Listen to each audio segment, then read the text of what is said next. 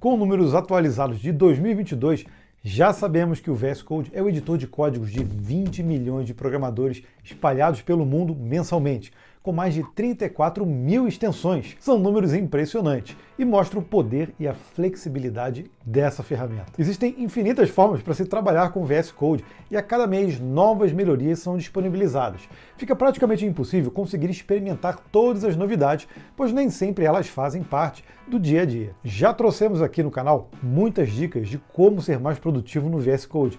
E dessa vez, separamos alguns truques que mais utilizamos e que você pode usar logo após assistir esse vídeo. São 5 truques que muitas pessoas simplesmente desconhecem e deveriam usar.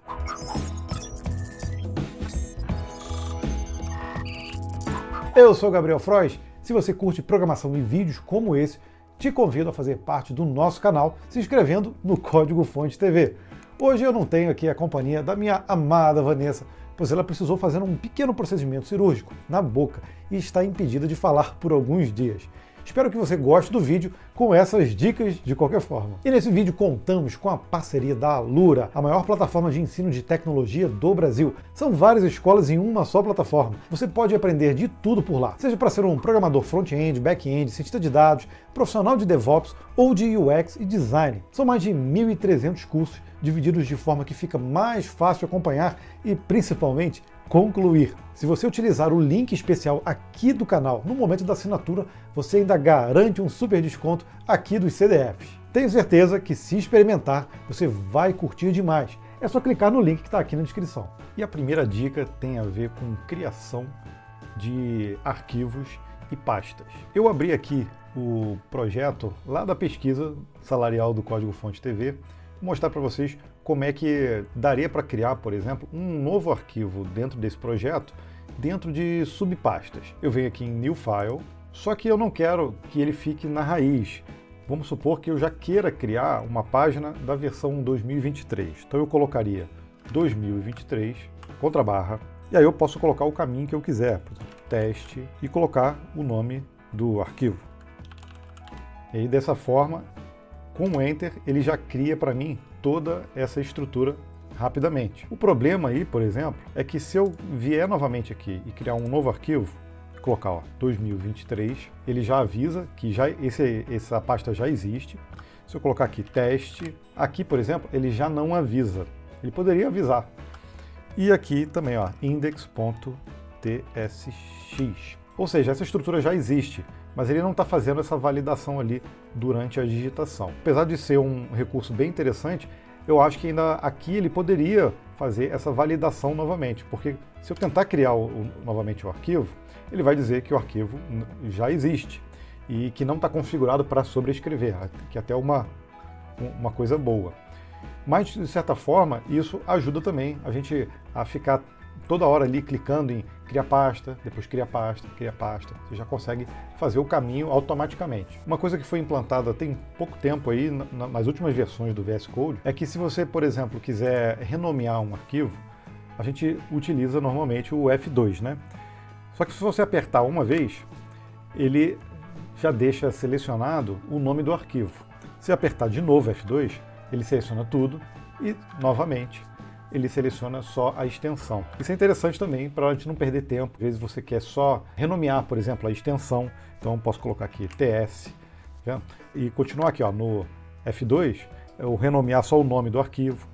Ou às vezes eu quero copiar o nome do arquivo completo. E aí evita da gente ficar toda hora ali mexendo no teclado para selecionar o que a gente quer e também mexer no mouse. Não tem problema mexer no mouse enquanto programa, mas o quanto mais a gente dominar a ideia no teclado, mais produtivo a gente fica.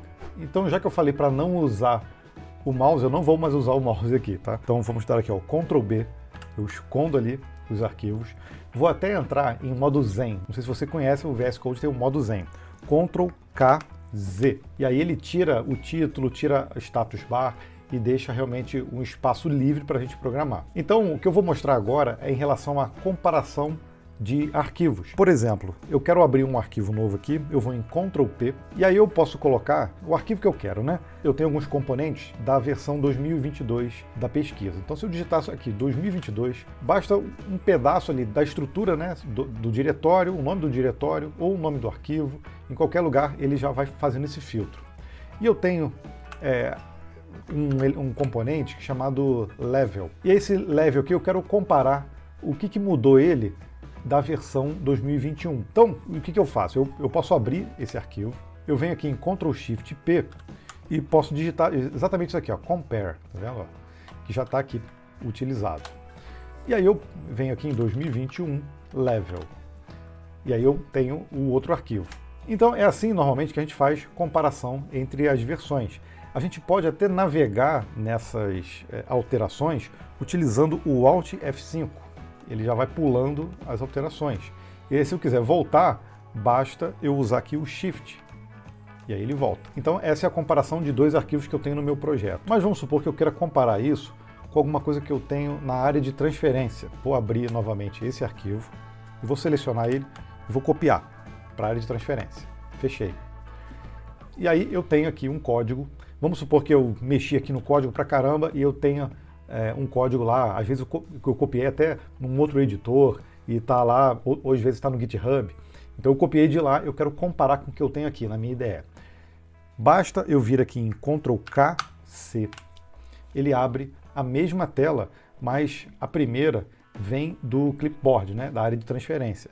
E aí eu consigo fazer essa comparação também usando o Alt F5 e voltando aqui com Alt Shift F5. Essa dica 3 é essencial.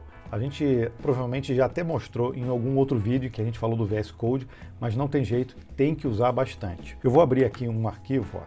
Vamos supor que eu queira ver o main content. Se eu, por exemplo, for em Ctrl P e digitar o arroba, ele pega todos os elementos que tem dentro desse arquivo, seja funções, classes, propriedades, atributos, variáveis, ele pega tudo. Mas se eu colocar o dois pontos, ele organiza. Então você vê que ele coloca ali no lado direito, functions, tá vendo? Tem 18. E a gente consegue vir aqui, ó, e navegar por elas. Aqui, por exemplo, já são variáveis, ó, tem 24. Tá vendo? Então, se eu quiser fazer um filtro por aqui também, basta eu digitar arroba, dois pontos, e colocar aqui, por exemplo, ó, T. Aí ele já faz o filtro rapidamente. Eu vou até mostrar isso num outro projeto. Esse projeto aqui é a versão Python da pesquisa, ela que faz o processamento de todos os dados da pesquisa. E eu acabei fazendo, não me julguem, tudo num arquivo só, numa classe. Então se eu vier aqui em Ctrl P, arroba, dois pontos, você vê que já tem tudo ali separadinho, ó. O nome da classe, os métodos, tá vendo? E aqui eu tenho, cara, tem várias coisas aqui de tratamento, propriedades, módulos. Então todos esses métodos, se eu colocar aqui, ó, total, por exemplo, ó, tem todos os métodos aqui para cálculo de total. Então rapidamente eu consigo acessar os elementos. Então eu não preciso realmente ficar navegando no arquivo para encontrar o que eu quero. Com o Ctrl P arroba, dois pontos, fica bem mais fácil. E essa outra dica aqui é para a gente conseguir também navegar nos elementos, mas também encontrar os erros e também conseguir corrigir. Isso é essencial. Isso que com certeza vai te dar muita produtividade. Esse arquivo que eu tenho aberto, vamos supor, eu vou trocar aqui algumas coisas. Ó. Eu vou colocar aqui esse dynamic com outro texto, o string com y, criar alguns erros aqui. A própria IDE já marcou alguns erros, mas para eu conseguir navegar mais rapidamente, existe uma navegação de breadcrumb. Olha o que é o breadcrumb aqui dentro. Quando a gente está navegando aqui nos elementos, a gente consegue ver na barra ali em cima, tá vendo, ó, o nome do arquivo e o elemento que eu estou agora com o cursor. Ó. Então se eu estou dentro aqui do type props, ele já coloca aqui props. Se eu estou dentro do main content, ele já coloca aqui dentro do main content. E por aí vai, né? Então, se eu vier aqui para cima e quiser navegar nessas estruturas, eu posso vir com o Ctrl Shift ponto. Você vê que rapidamente abre essa navegação breadcrumb e eu consigo navegar aqui, ó, em todos os elementos. Ó. Tá vendo?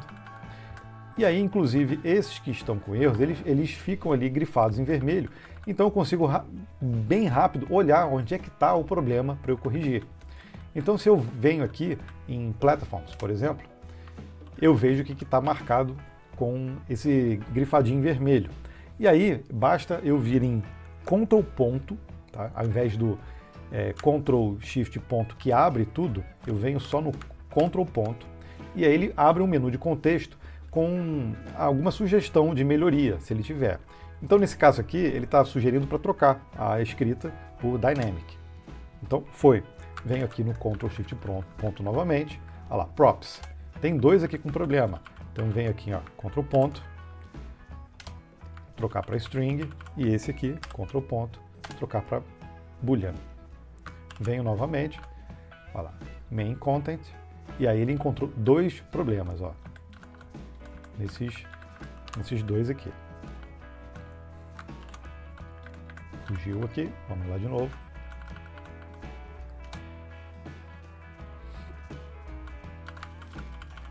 Olha lá, Ctrl ponto, ele corrigiu, e o Ctrl ponto corrigiu novamente. Navegar, tanto em arquivo quanto nesses elementos, dentro dos elementos, é importante também para a gente corrigir rapidamente os problemas. E a última dica é muito importante também e dá muita produtividade. Quando a gente está programando, a gente geralmente precisa, às vezes, renomear alguma coisa ou trocar a escrita de alguma variável, de uma função, de uma chamada. A gente tem no VS Code a forma de você renomear também. Quando você vai numa variável e aperta F2, você tem ali uma forma para renomear ela. E aí, quando a gente faz isso, por exemplo, main2, ele automaticamente troca, olha só, todas as chamadas dela. Isso funciona muito bem. Então, o F2 aqui é uma mão na roda também. Mas, às vezes, a gente quer simplesmente escrever tudo de uma vez, trocar a escrita. Então, vamos supor que eu queira trocar esse Dynamic aqui por uma outra coisa. Quando eu venho aqui e seleciono, geralmente, eu costumo utilizar o Ctrl Shift e a seta para o lado, porque aí ele seleciona toda a palavra de uma vez. E aí, se eu quiser escrever aqui, ó, teste, ele altera rapidamente. Mas se eu quero trocar todas as chamadas de Dynamic, então eu estou com a palavra selecionada, eu venho com Ctrl Shift L. E aí ele cria ali uma multiseleção e faz com que eu consiga, nesse arquivo, digitar novamente. Ele altera todos os lugares que aquilo tem escrito. Então vamos supor que agora isso se chame teste, ou dinâmico em português. Então você vê que é uma forma também bem prática e muito produtiva para a gente conseguir fazer esse tipo de alteração. Viu como são truques simples? No primeiro momento, parece que usar só o teclado é mais burocrático e demorado, mas logo essas teclas de atalho entram no seu fluxo de trabalho e você simplesmente não vai conseguir ficar sem. Eu aposto que alguns desses você não conhecia. Me diga aqui nos comentários algum desses truques que você utiliza e que mais te deixa produtivo no VS Code. Os melhores eu vou deixar um coraçãozinho no comentário para todo mundo poder conhecer. Se você gosta desse tipo de vídeo, não esqueça então de deixar seu like. Assim eu volto para mostrar outras centenas de dicas legais que tem no VS Code.